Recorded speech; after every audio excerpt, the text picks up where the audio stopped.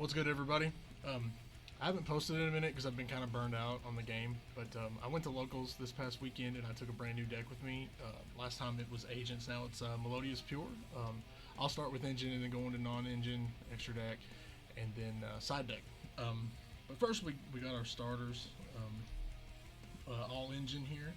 First movement solo, 3 ostinato. I play 2 of these and you'll see why in a minute. 3 refrain, 3 of these. I don't know why people aren't playing three soprano and they're only playing 2, because this card is awesome. And if you open it and pendulum summon, you got all kind of options with that. 3 sonata, in my opinion, is correct. It's not once per turn, and you can just keep extending. And then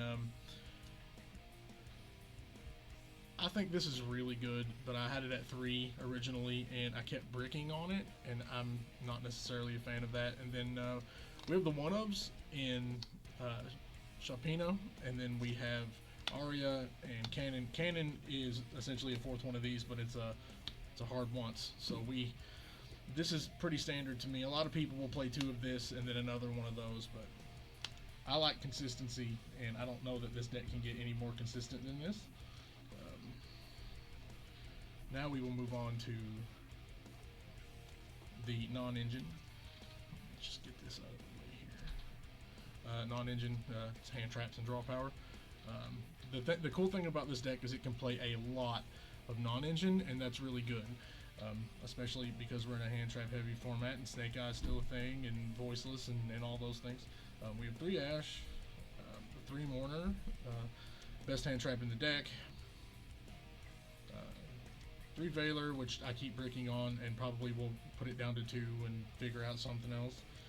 We have 3 Imperm, and I feel like the 12 here are pretty standard, but this is so good in here. It's the best 15, and putting your fairies in the graveyard are really cool because you have a lot of recovery. And then we have consistency pieces in Pots of Desire. This is why we run 2 Concerto, and then since everything in here is 3 ofs, we can just get away with banishing a lot. I probably resolved this once every game, and it gave me an extra hand trap and an extender. And then once I resolved it twice in a game, it gave me a lot. This card puts in work. Prosby is really good, but you have to banish 3 or 6, and I like to keep my extra deck open for utility. That's why I went with this one.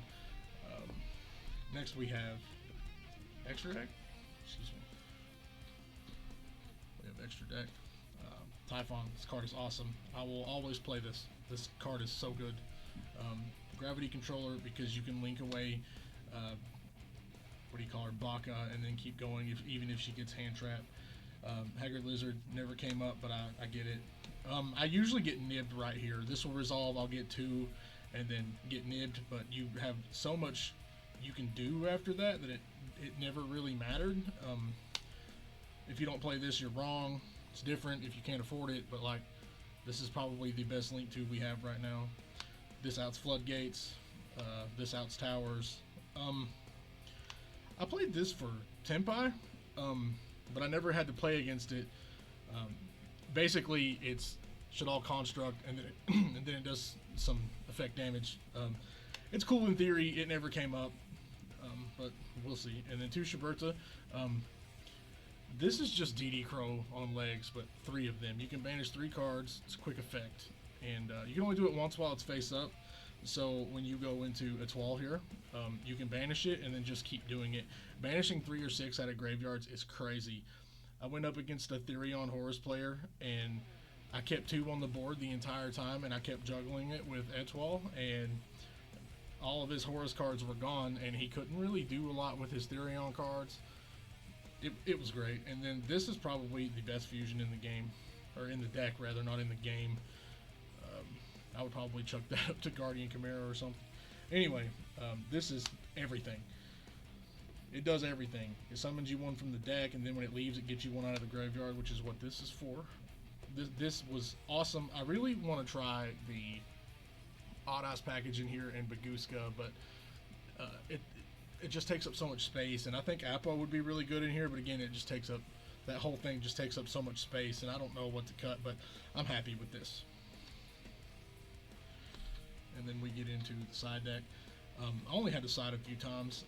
We played the one of Rivalry, the one of Call By, the one of Feather Duster. 3 of these, excellent card. I like this a lot. 3DD Crow. One of these was a Tam Tam. Don't play Tam Tam. Tam Tam is awful. I get it for in a game procedure and stuff like that, but that's why we play that one of Fusion that deals effect damage. This Tam Tam is awful, and Crow is infinitely better. And you pile these on with the Schubertas, you have so many banishes, and that beats a lot of the meta. And I guess this is why it's one of the strongest rogues. Anyway, we got the 3 Droll.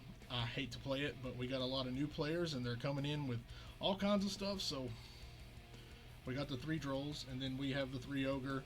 This is really good against a lot of things, especially Tenpai. You can Ogre Fire King Island, potentially wipe their board, and then since you have those Crow effects and stuff like that, you're doing a lot. I'm sure there's a lot more to hit with this, but it never really came up. I went undefeated, 5-0. I was first place in Swiss, and then first place after Top Cut. It was really good. My opponents are really good, so it felt good to play around a bunch of stuff. But anyway, I hope you enjoyed it, and I'll see you in the next one. Don't be late.